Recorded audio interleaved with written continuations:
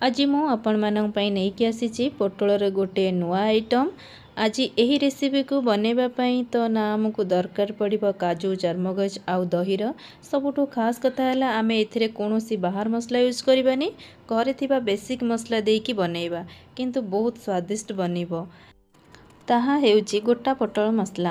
आज मु unique style रे बनैछि। तेबे आसंतु डेरी न करी आरंभ करिबा गोटा पोटल मसला। कौन कौन सामग्री नैछि आउ केमिति कौन बनैछि चलंतु देखिनेबा। देखंतु पोटल को भल से धोईकी एमिति चोपा छड़ी नैछि, तार ऊपर चोपा देखंतु ता छुरी साहाय्य ता भितर टिके काटी देबा साइज साइज करी चारिपटरे, जेमिति मसलाटी ता भितर को जिवो। एमिति सबु जाक पोटल एमिति छुरी साहाय्य काटी नबा।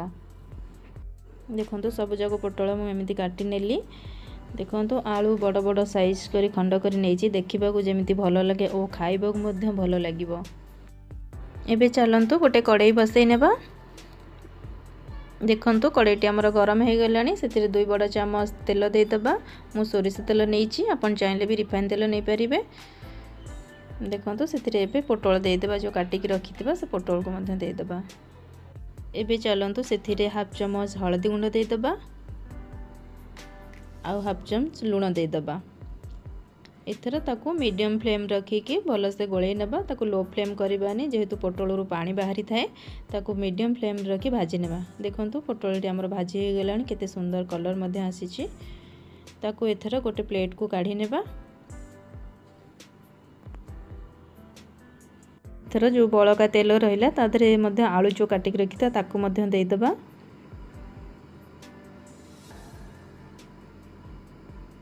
सेतिरे हाफ चमच लूण टिके दे देबा आउ हाफ चमच हल्दी पाउडर दे देबा। ताकू एथरा भल से गोळे की भाजी नेबा। ढांकुणीटे घोड़े दबा, किछि समय छाड़ी दबा आलूटी सिझिबा पई। देखंतु आलूटी हमर सिझी गलानी, बेसी भाजीबानी। देखंतु केते कलर भल देखा होची, गोल्डन ब्राउन हो जाईची। एथरा आलूटी को काढी नेबा गोटे प्लेट को। एबे चलंतु ए तेल रे आमे गोटा मसला दे दबा। देखंतु हाफ चमच जीरा, दालचीनी खंडे, 2टी गुजराती आउ तेजपत्र मध्य देइची। ताकू भल से गोळै भाजी नेबा। आउ गोटे बड़ मीडियम प्याज मत छोट छोट करी काटी के रखिथिली, ताकू मध्य एथरा दे दबा। ताकू देइकी हल्का हल्का भाजी नेबा। ताकू गोल्डन ब्राउन होला पर्यंत भाजी नेबा।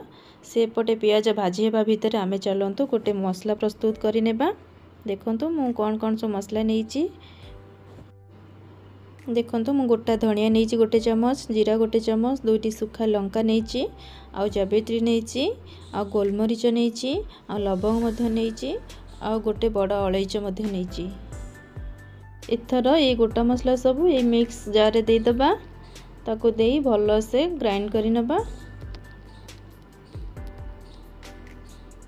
देखंतु हमर मसलाटी प्रस्तुत हो गलानी। एथिरे आमे अदा रसुण और पियाज ऐड करिबा। देखंतु आधा इंच अदा नेइची, आउ 7-8 कोला रसुण नेइची, आउ पियाज मध्य एमती काटी नेइची। एथिरे देई तादरे पानी टिके देई आमे ताकू भल से गोटे पेस्ट बनैबा। एपटे देखंतु हमर पियाजटी हो गलानी। गोटे चमच हळदी पाउडर दे दबा। आउ आमे जो टमाटो गोटे प्यूरी करी रखितबा ताकू मध्य दे दबा। एथरा ए सब को भल से मिक्स करि नेबा। एथरा देखंतु हमर मसलाटी रेडी हो गलानी। तादरे गोटे चमच लंका पाउडर दे दबा। ताकू देई भल से गोळै नबा। देखंतु मसलाटी न लागिबा पई तादरे टिके गोटे चमच पानी दे दबा। पानी देई ताकू भल से गोळै नबा। ताकू किछि समय फुटिबा पई छाडी देबा। देखंतु मसलाटी हमर भल से फुटी गलानी। एथरा जो पेस्ट बनै के हमें रखिथिबा से पेस्ट मध्य सेथिरे दे दबा। ताकू देई एथरा भल से गोळै नेबा। देखंतु पेस्ट कलर हमर केते सुंदर देखा होची मसलार। आ किछि समय फुटिबा पई मध्य छाडी देबा टिके पानी देई। देखंतु मसलाटी हमर फुटी गलानी। एथरे गोटे चमच लूण दे दबा। लूण देई ताकू भल से आउथरे टिके गोळै नेबा। देखंतु मसलाटी हमर पूरा प्रिपेयर हो गलानी। तादरे जो भाजी के हमें गोटा पोटल रखिथिबा आ आलू रखिथिबा ताकू मध्य देई दबा। ताकू देई भल से एथरा गोळै नेबा। एथर से पानी देदेबा। देखो मुझे गरम पानी देइछि। गरम पानी देले आमर तरकारीटा भल टेस्ट आसी थाए। देखो ताको भल से गोले नबा। एथर ताको गोटे ढांकुणीटे घोड़े दबा, किछि समय पई छाड़ी देबा। देखो ढांकुणी के काढ़ी नबा। सेथिरे किछि एबे कस्तूरी मेथी आमे ऐड करिबा। कस्तूरी मेथी दबा द्वारा तरकारी फ्लेवरटा बहुत भल आसे। ताको आउ किछि समय पई घोड़े देबा। देखो आमर ग्रेवी केते मोटा हो गलानी। एथर आमे जो काटिकी रखिथिबा धनिया पत्र ताको मध्ये दे देबा। ताको देई भल से एथर गोळे नेबा। देखो कषाटी आमर एबे प्रस्तुत हो गलानी। एथर ताको आमे गोटे सर्विंग बाउल रे सर्व करबा।